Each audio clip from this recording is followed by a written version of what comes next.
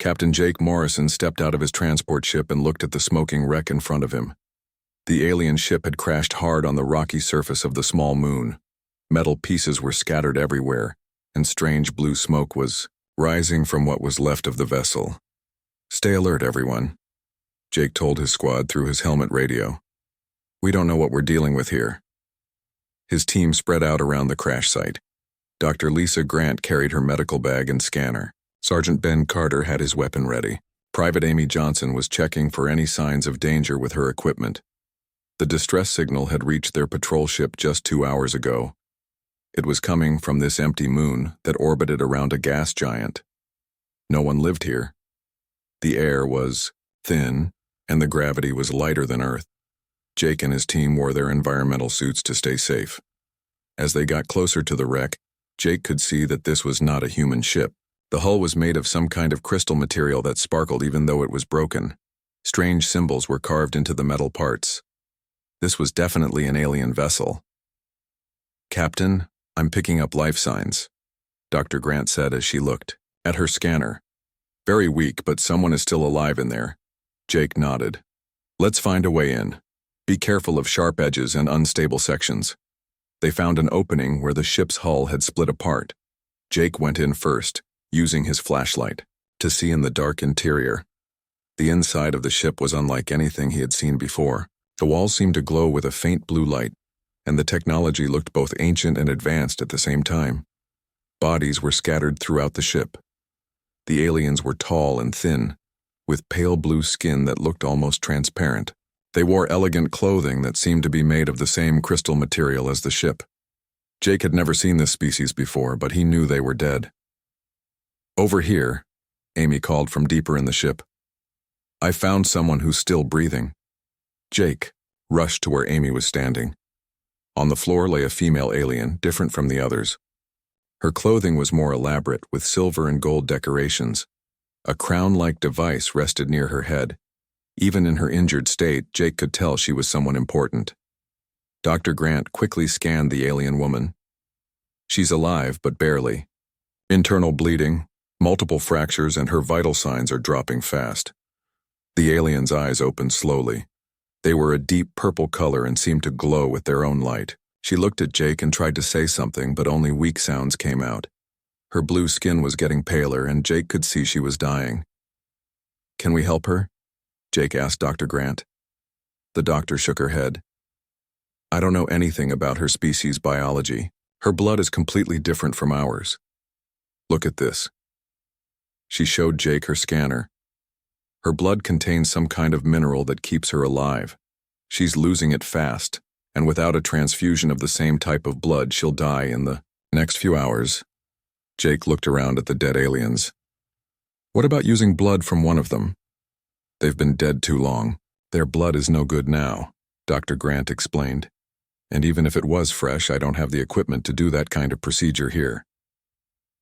The alien woman's breathing became more shallow. Her purple eyes found Jake's face again, and he felt a strange connection to her. Maybe it was just human instinct to help someone who was suffering, but Jake couldn't just watch her die. "What if we used human blood?" Jake asked. Dr. Grant stared at him. "Jake, that's impossible. Human and alien blood can't mix. It would kill her faster than doing nothing." "But what if it doesn't?" Jake said. "What if there's a chance?" "There is no chance," Dr. Grant said firmly. "Our blood chemistry is completely different.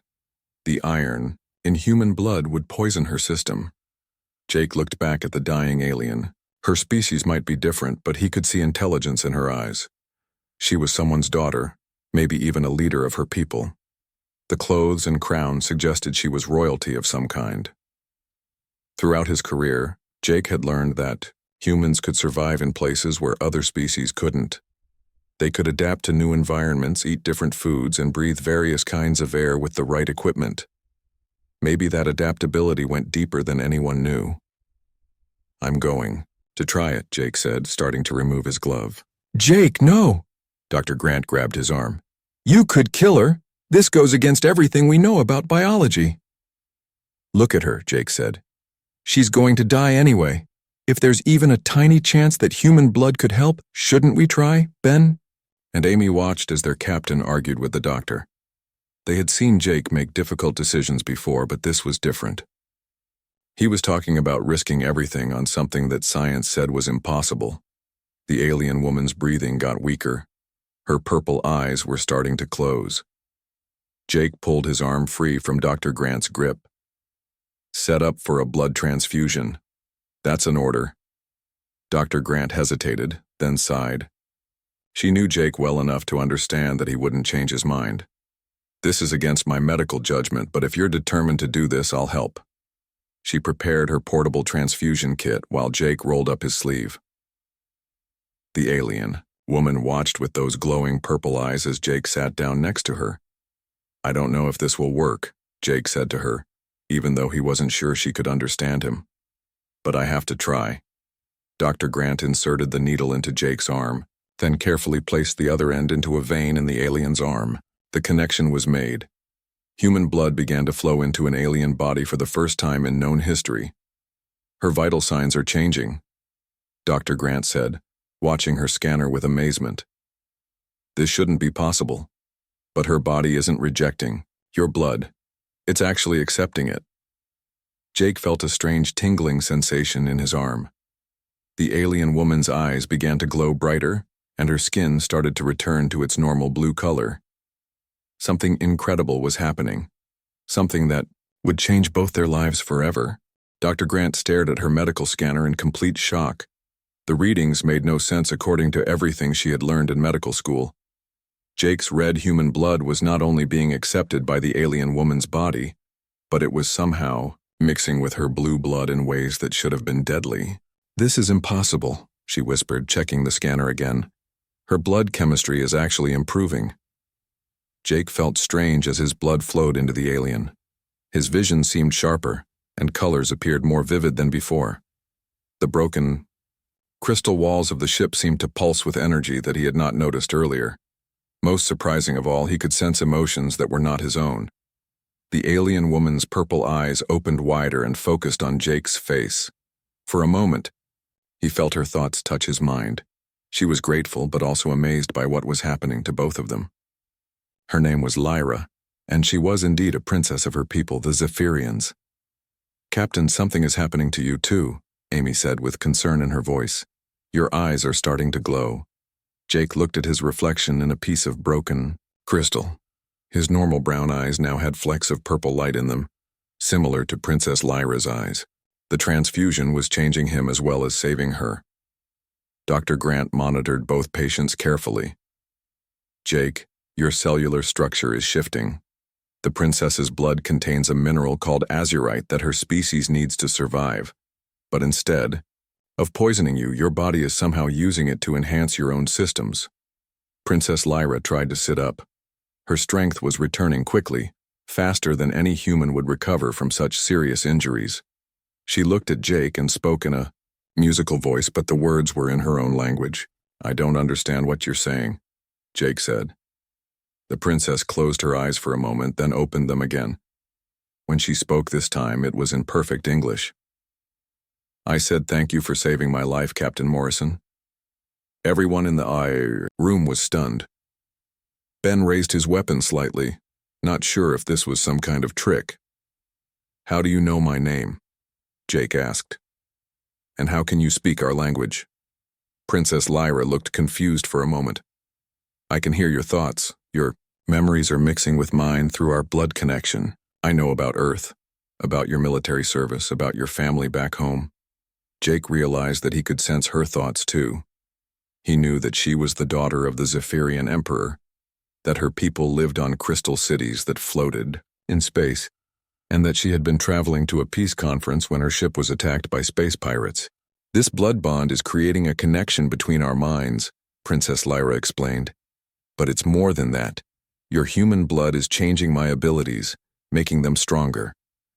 To demonstrate, she looked at Dr. Grant's medical scanner without touching it.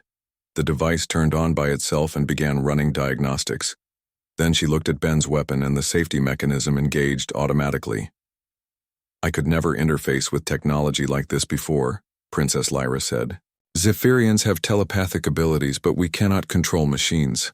Your human neural patterns are mixing with mine, giving me new capabilities. Jake stood up from where he had been sitting during the transfusion. He felt stronger than before, and his senses were incredibly sharp.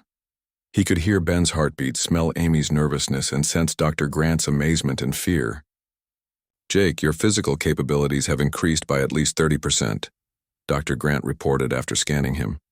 Your reaction time, strength, and healing rate are all enhanced. Jake walked over to a large piece of debris that had fallen from the ship's ceiling.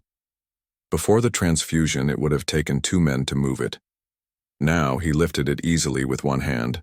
Princess Lyra stood up as well, moving with grace despite her recent injuries. Our blood has created something new, she said. Neither fully human nor fully Zephyrian, but something that combines the best qualities of both species. The connection between them was growing stronger. Jake could feel Princess Lyra's thoughts and emotions as if they were his own. She was fascinated by human determination and the willingness to risk everything to help a stranger. Through their bond, she experienced human courage in a way no Zephyrian ever had before. My people have always been peaceful, Princess Lyra explained. We avoid conflict and prefer to study the universe from our crystal cities. But humans are different. You explore dangerous places, fight when necessary, and never give up hope. Jake was learning about Zephyrian culture through their shared connection. Their society was ancient and advanced, with technology that could manipulate energy and matter in ways humans had never imagined. But they had become isolated, afraid to take risks or interact with other species. Your people will not approve of this blood bond, Jake said, somehow knowing this was true. Princess Lyra nodded sadly. They will see it as contamination. Pure Zephyrian blood has been maintained for thousands of years. Mixing it with another species will be viewed as a violation of our most sacred laws. Dr. Grant was recording everything with her scanner and camera. This could change everything we know about biology and evolution. If humans can successfully bond with Zephyrian blood, what about other alien species? The implications were staggering. Throughout the galaxy, different species had always maintained strict separation due to biological incompatibility. But Jake and Princess Lyra were proof that barriers between species might not be as absolute as everyone believed. We need to be very careful about who learns of this, Jake said. If other species discover that humans can potentially enhance alien abilities through blood bonds, it could make us targets, Princess Lyra agreed. Or it could make humans the most valuable species in the galaxy. Governments and organizations would want to capture and study humans, maybe even farm them for their blood. As they talked, the bond between them continued to strengthen. They were becoming something new together, a hybrid consciousness that could think and act in ways neither species could achieve alone. The transfusion had saved Princess Lyra's life, but it had also created possibilities that neither of them fully understood yet. Ben and Amy watched their captain with growing concern. He was still clearly human, but something fundamental had changed about him. His movements were more fluid, his awareness was heightened, and there was a new intelligence in his eyes that seemed almost alien. The question now was what to do next. They had to get off this moon and decide whether to report what had happened. The galaxy was about to learn that the line between species was not as clear as anyone had thought. 3 days had passed since the blood transfusion, and Jake Morrison was discovering that the changes in his body were far from finished. Back aboard his patrol ship, he found himself sleeping only 2 hours each night, yet feeling more energetic than ever before. His enhanced senses allowed him to hear conversations through the ship's thick metal walls and detect the emotional states of his crew members. Princess Lyra had recovered completely from her injuries, but she too was experiencing dramatic changes. She could now interface directly with the ship's computer systems just by touching them. When she placed her hand on a control panel, information flowed directly into her mind without needing to read displays or press buttons. The human neural pathways have given me abilities that no Zephyrian has ever possessed, she explained to Dr. Grant during one of their daily examinations. I can think in ways that combine our species' telepathic gifts with your logical, problem-solving approach. Dr. Grant documented every change she observed in both subjects. Jake's cellular regeneration rate was now 5 times faster than normal. Humans. A cut that should have taken a week to heal was gone in 2 days. His physical strength had stabilized at about 40% above his previous levels, and his reflexes were incredibly fast. The most remarkable thing is your brain activity, Dr. Grant told Jake as she showed him the scans. The areas that control pattern recognition and spatial awareness have increased activity by over 60%. It's as if your mind is processing information on multiple levels simultaneously. Jake nodded, understanding exactly what she meant. He could now see energy patterns that were invisible to normal human vision. When he looked at Princess Lyra, he could see the flow of life force through her body as streams of blue and silver light. The ship's power systems appeared as golden networks of energy running through the walls. Princess Lyra had gained similar enhanced perception abilities. "I can sense the life force of every person on this ship," she said. "But more than that, I can predict their movements and reactions. It is as if I can see a few seconds into the future by reading the energy patterns around them." The communication link they shared had also grown stronger. They could now speak to each other telepathically across the entire ship, sharing thoughts and emotions instantly. Sometimes they would finish each other's sentences or react to something before the other had fully formed the thought. News of their condition had reached Terran Defense Command, and orders came through for Jake to report to the main fleet immediately. At the same time, Princess Lyra received urgent messages from the Zephyrian Empire demanding her return home. "My father is very angry," Princess Lyra said after reading a message from the Imperial Palace. "Emperor Zakth believes that I have been contaminated by human blood. The royal physicians want to study me and possibly attempt to reverse the changes." Jake felt her distress through their bond. The Zephyrian culture placed great importance on bloodline purity, and what had happened to Princess Lyra was seen as a corruption of her royal heritage. "What will you tell them?" Jake asked. "The truth," Princess Lyra replied firmly. "That this bond has not weakened me but made me stronger. I have abilities now that could benefit both our species." Dr. Grant looked up from her research notes. "The galaxy's top scientists are going to want to study both of you. Word is already spreading through the scientific community about what happened here. Indeed, encrypted messages were arriving hourly from universities, research institutes, and government agencies across human space. Everyone wanted to understand how 2 completely different species could successfully share blood and enhance each other's abilities. But Jake was more concerned about the military implications. If other governments learn about this, they might see humans as a resource to be exploited. Imagine if every alien species tried to capture humans for their blood. Princess Lyra had been thinking the same thing. Or imagine if they feared humans because of our adaptability. Some species might decide that humans are too dangerous to be allowed to spread across the galaxy. Their conversation was interrupted when Sergeant Carter entered the medical bay with a serious expression. "Captain, we're receiving a transmission from a Zephyrian battle fleet. They're demanding that we surrender Princess Lyra to them immediately."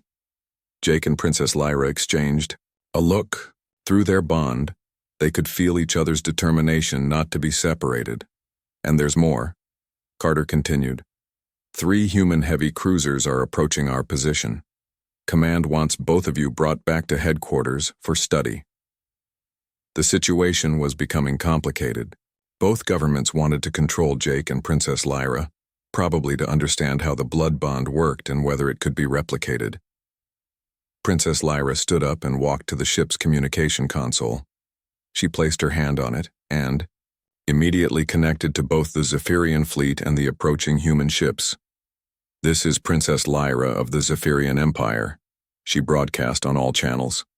"I am speaking to both fleets to prevent any misunderstanding that could lead to conflict." Jake watched as she used her enhanced abilities to communicate simultaneously with multiple ships in different languages. Her mind was processing information at incredible speeds. "I have not been harmed by the humans," Princess Lyra continued. "The blood transfusion that saved my life has created a beneficial bond between myself and Captain Morrison. We are both willing to share our experiences with scientists from both species, but we will not be separated or treated as experimental subjects." The response from the Zephyrian fleet was immediate and angry. Emperor Zaxth himself appeared on the communication screen, his tall figure imposing even across the vast distance of space. "Daughter, you have been contaminated by alien blood," the Emperor said coldly. "Return home immediately so that our physicians can attempt to purify your system." Princess Lyra straightened her shoulders. "Father, I am not contaminated. I am evolved. The combination of human and Zephyrian traits has given me abilities that neither species possesses alone." To demonstrate, she reached out with her enhanced telepathic abilities and gently touched the minds of everyone on the Zephyrian flagship. She shared with them her new perspective, showing them human courage and determination through her own experiences. The effect was immediate. Several Zephyrian commanders who had been preparing for battle suddenly hesitated. They had felt human emotions directly for the first time, experiencing the compassion and self-sacrifice that had led Jake to risk his life for a dying alien. Jake stepped forward to address the human fleet. "This is Captain Morrison. I understand your interest in what has happened here, but Princess Lyra and I are not weapons to be studied. We are individuals who have been changed by circumstances beyond our control." Commander Helen Price of the human fleet responded personally. "Captain Morrison, you may have stumbled onto the most important discovery in human history. The potential for our species to bond with aliens could change everything." "Which is exactly why we need to proceed carefully," Jake replied. "If word gets out that humans can enhance alien abilities, every government in the galaxy will want to either use us or eliminate us." Princess Lyra used her connection to Jake to coordinate their response. Together, they presented a united front to both fleets. "We propose a different approach," Princess Lyra said. "Allow us to serve as ambassadors between our species. We can help both humans and Zephyrians understand each other better through our unique perspective." The proposal was met with silence from both fleets as commanders considered this unexpected development. Jake and Princess Lyra had become something entirely new, and the galaxy was not sure how to respond to them. 2 weeks after the standoff between the human and Zephyrian fleets, news of Jake and Princess Lyra's transformation had spread throughout the galaxy. Every major news network was broadcasting stories about the impossible blood bond that had created hybrid abilities in both subjects. The reaction from different species was mixed and often alarming. Jake found himself at the center of a political storm, unlike anything he had ever imagined. He was no longer just a ship captain in the Terran Defense Corps. Overnight, he had become the most famous human in the galaxy, and possibly the most wanted. The Crystalline Consortium, a powerful trade federation, had offered him 50 million credits just for samples of his enhanced blood. The Machine Empire wanted to understand how organic beings could achieve such rapid evolutionary changes. Even the Peaceful Aquatic Alliance had sent representatives asking if humans could potentially bond with their species as well. Princess Lyra faced similar pressures from her own people. The Zephyrian Empire was deeply divided about what she represented. Conservative members of the royal court wanted her blood purified and the contamination removed. Progressive scientists, however, were fascinated by her new abilities and wanted to study how human traits could enhance Zephyrian potential. "The Emperor has agreed to meet with both of us," Princess Lyra informed Jake during their daily telepathic communication. They were now able to maintain contact across star systems, their bond growing stronger each day despite the distance between them.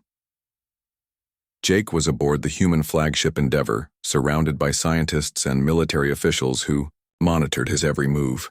Princess Lyra was on a Zephyrian diplomatic vessel, also under constant observation by her own people. Dr. Richard Stone, the galaxy's leading expert in alien biology, had been studying both subjects for days. His preliminary findings were revolutionary and terrifying in equal measure.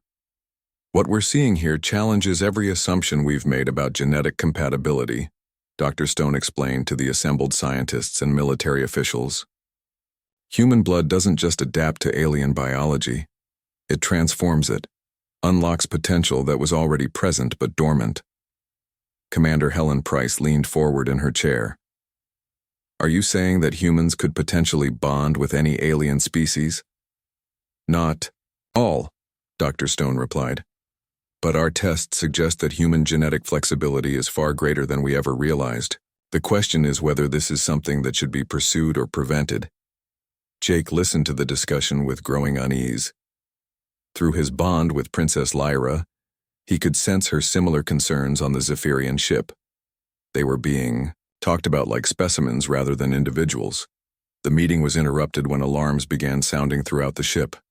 Communication officers rushed to their stations as urgent messages arrived from across human space.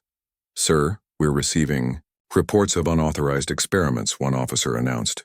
3 different research facilities have attempted to replicate the blood bonding process using volunteer humans and various alien species.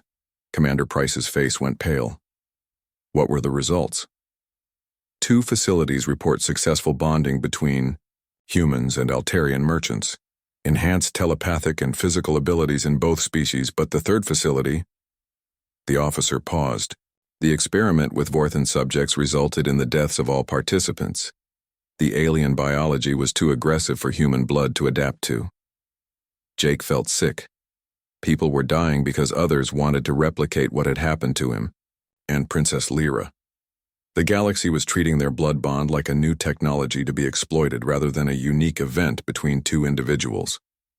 Princess Lyra's voice echoed in his mind. "Jake, similar experiments are happening in Zephyrian space.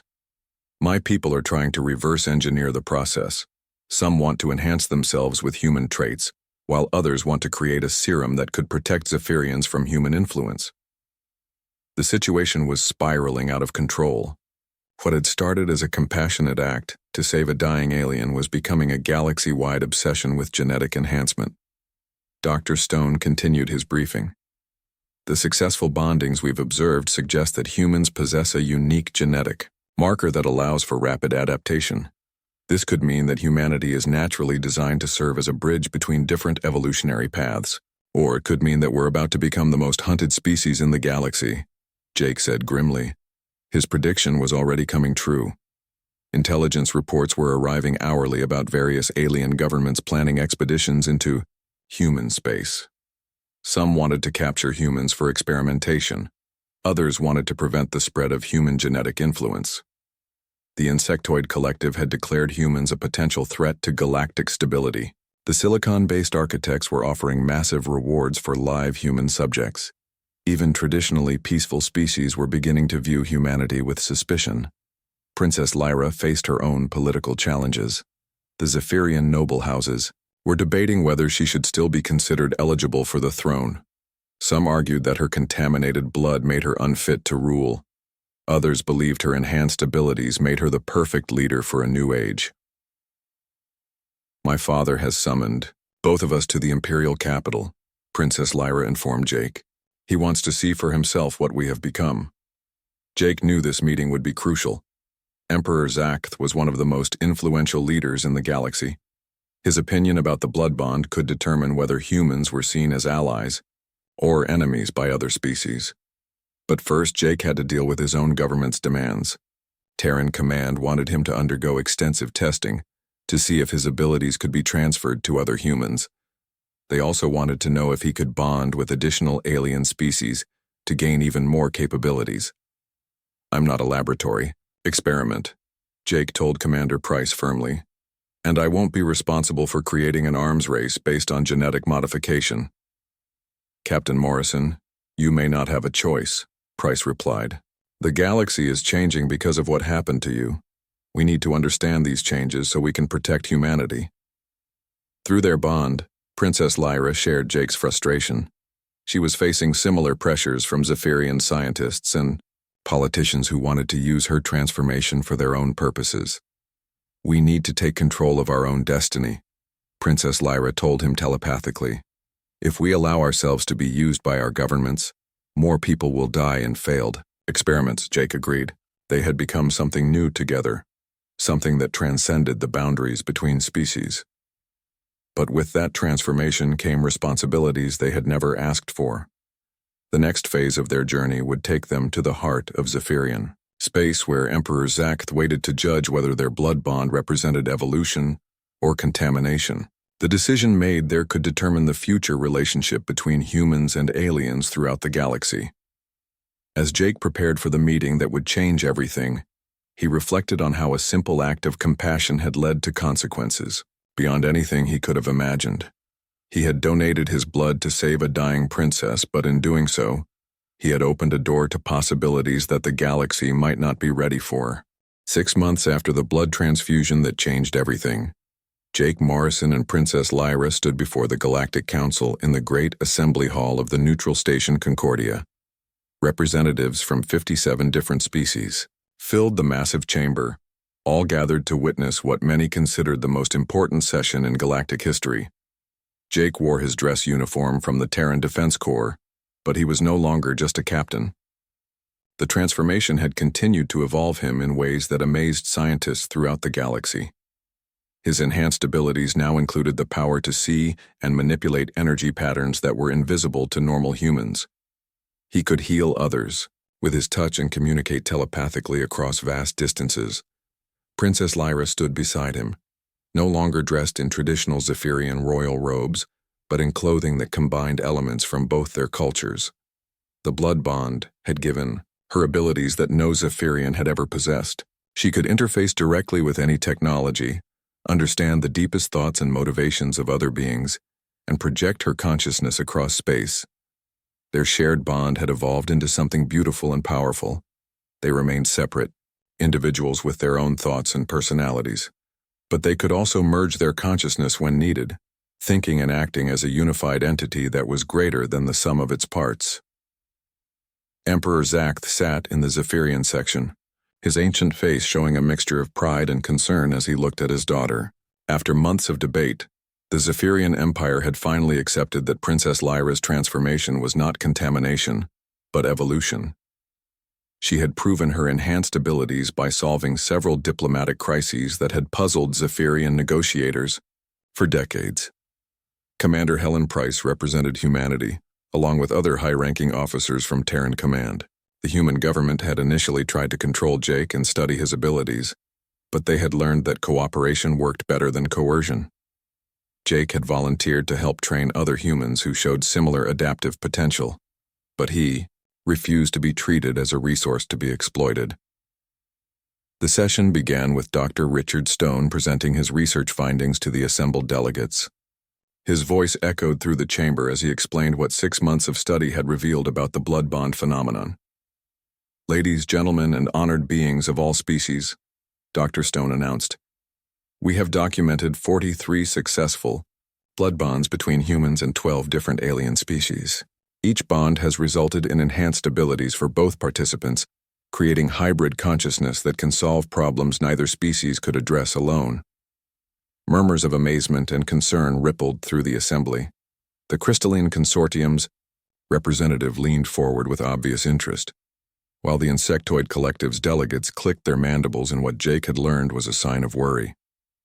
"However," Dr. Stone continued, "we have also recorded 17 failed attempts that resulted in death or permanent injury. The bonding process cannot be forced or artificially replicated.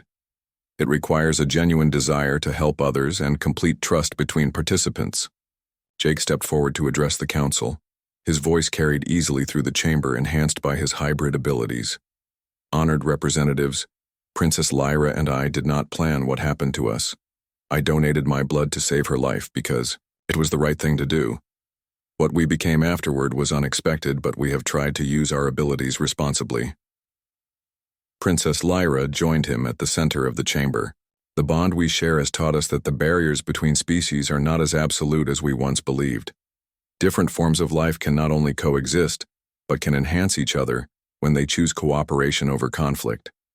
To demonstrate their point, Princess Lyra extended her enhanced telepathic abilities to touch the minds of every being in the chamber. She did not intrude or violate their privacy, but simply shared the feeling of connection and understanding that she and Jake experienced through their bond.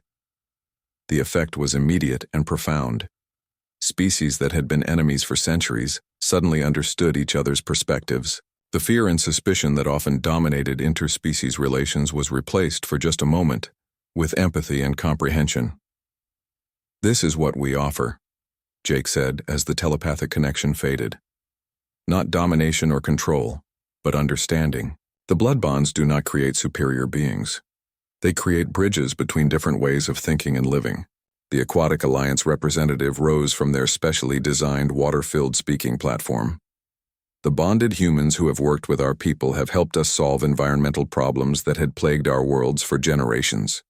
Their different perspective, combined with our aquatic knowledge, created solutions neither species could have found alone. Similar testimonies came from representatives of other species who had worked with bonded pairs. The Altarians spoke of enhanced trade negotiations. The silicon-based architects described collaborative engineering projects that had produced revolutionary new technologies. But not all reactions were positive. The Vorthon delegate stood up aggressively. These blood bonds represent a threat to the natural order. Species should remain separate and pure. This mixing of genetics will lead to chaos and the loss of cultural identity. With respect, Princess Lyra replied calmly, cultural identity is not determined by blood purity. Jake and I remain fully committed to our own peoples while also serving as bridges between them.